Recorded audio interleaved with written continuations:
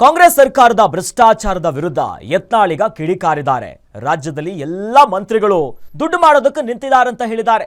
BJP 40%, ಕಾಂಗ್ರೆಸ್ನವರದು 60% ಬಂದಿದ್ದಾರೆ.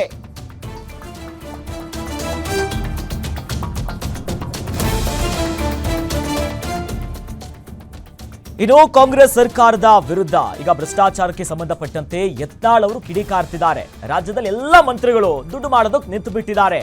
BJP 40%, ಕಾಂಗ್ರೆಸ್ನವರದು 60% ಬಂದು ಬಿಟ್ಟಿದ್ದಾರೆ. ಕಾಂಟ್ರಾಕ್ಟರ್ಗಳು ಬಿಲ್ ಬರದೆ ಮನೆ ಮಾರ್ಕೊಳ್ಳುವಂತ ಸ್ಥಿತಿಗೆ ಬಂದಿದ್ದಾರೆ. ರಾಜ್ಯದಲ್ಲಿ ಮುಖ್ಯಮಂತ್ರಿ ಹಿಡಿದು ಎಲ್ಲರೂ ಭ್ರಷ್ಟಾಚಾರದಲ್ಲಿ ತೊಡಗಿದ್ದಾರೆ. ಗ್ಯಾರಂಟಿ ಜಾರಿ ಮಾಡಿ ಜನರ ಮೇಲೆ ಟ್ಯಾಕ್ಸ್ ಅನ್ನ ಹೆಚ್ಚಿಸಿದ್ದಾರೆ ಸರ್ಕಾರ.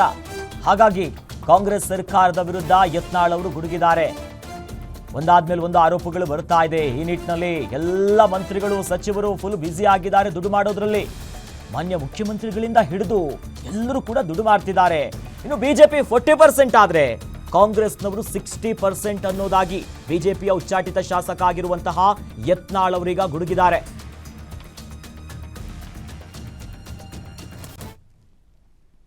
ವ್ಯಾಪಕ ಭ್ರಷ್ಟಾಚಾರ ತುಂಬಿ ತುಳ್ಕೈತಿ. ಈಗ ಎಲ್ಲ ಮಂತ್ರಿಗಳು ದುಡ್ಡು ಮಾಡಕ್ಕೆ ನಿಂತಾರ. ಭ್ರಷ್ಟಾಚಾರ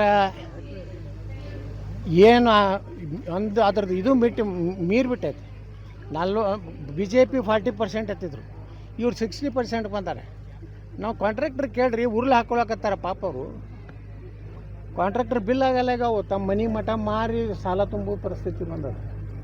ಇದು ಏನೋ ಇವತ್ತು ರಾಜ್ಯದಲ್ಲಿ ಎಲ್ಲರೂ ಮುಖ್ಯಮಂತ್ರಿ ಹಿಡಿದು ಎಲ್ಲರೂ ಭ್ರಷ್ಟಾಚಾರಕ್ಕೆ ನಿಂತುಬಿಟ್ಟಾರೆ. ಒಂದು ವರ್ಗಾವಣೆ ಪುಕ್ಕಟ್ ಆಗೋದಿಲ್ಲ, ಎಲ್ಲ ಟ್ಯಾಕ್ಸ್ಗಳನ್ನ ಏರಿಸ್ತಾ ಇದ್ದಾರೆ.